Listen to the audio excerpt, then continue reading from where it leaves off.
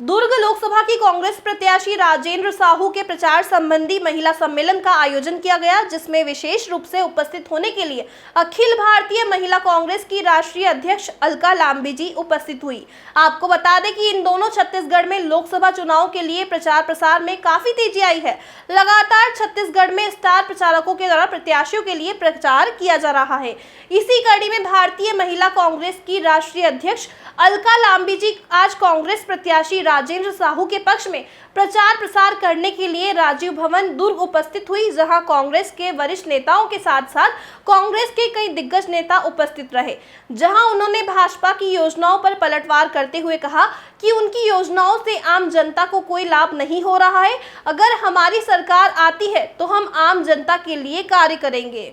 दीपमाला सिन्हा की रिपोर्ट।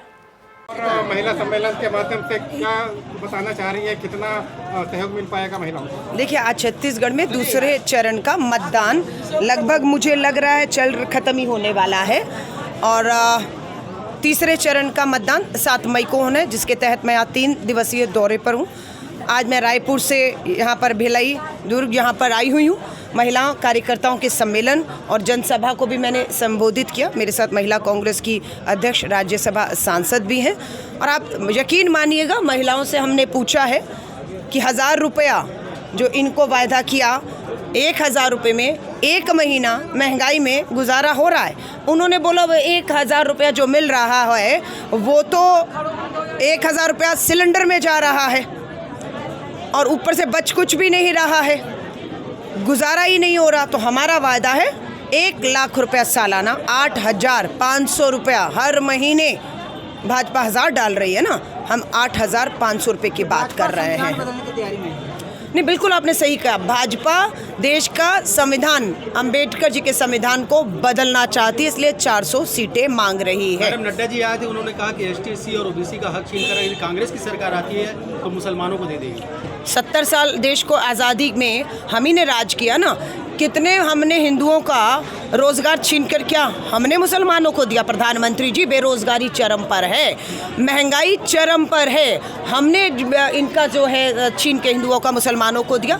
ये हिंदू मुस्लिम करके प्रधानमंत्री जी अपनी विफलताओं को छुपा रहे हैं। प्रधानमंत्री मोदी जी का बयान अभी हाल ही में आया है कि जिसके सबसे ज़्यादा बच्चे होंगे और जो महिलाओं का जो मतलब विरासत में जो भी ज़मीनें हैं और गहने हैं उनको माओवादियों को दे दिया जाएगा और घुसपैठियों को दे दिया जाएगा। प्रधानमंत्री जी को क्या लगता है हिंदुस्तान की 140 करोड़ की जनता बेवकूफ़ है?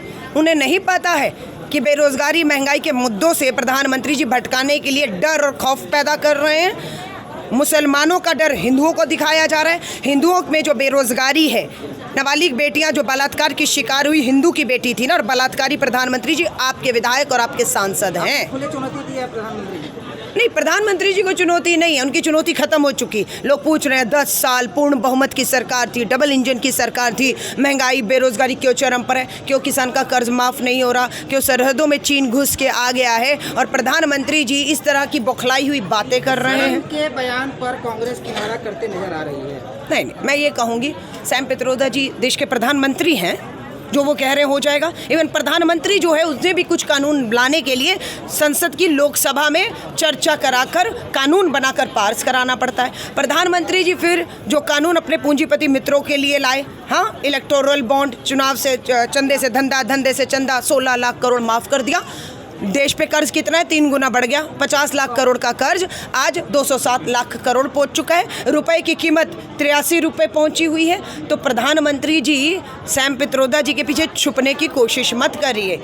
सैम पित्रोदा जी वोट नहीं मांग रहे, वो अमेरिका में बैठे हैं। आप देश के प्रधानमंत्री हैं, वोट आप मांग रहे हैं। 10 साल के रिपोर्ट कार्ड पेश करिए। स्थानीय बीजेपी विधायक का अभी हालिया बयान आया जिसमें कहा कांग्रेस की सरकार आएगी तो महिलाओं के मंगलसूत्र तक छीन ले जाएंगे। नहीं, मंगलसूत्र तो प्रधानमंत्री जी आपने छीने।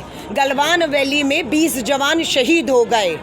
शहीदों की विधवाओं के मंगलसूत्र छीनने वाले गलवान वैली में और चीन को क्लीन चिट देने वाले आप हैं। 700 किसान सरहद पर अपना हक मांगते हुए दिल्ली की दहलीज पे शहीद हो गए। उन 700 किसानों की किसान विधवाएं न्याय मांग रही है, जिनके मंगलसूत्र पर आपने हमला किया है। तो महिलाओं को अपने मंगलसूत्र का डर मत बताइए।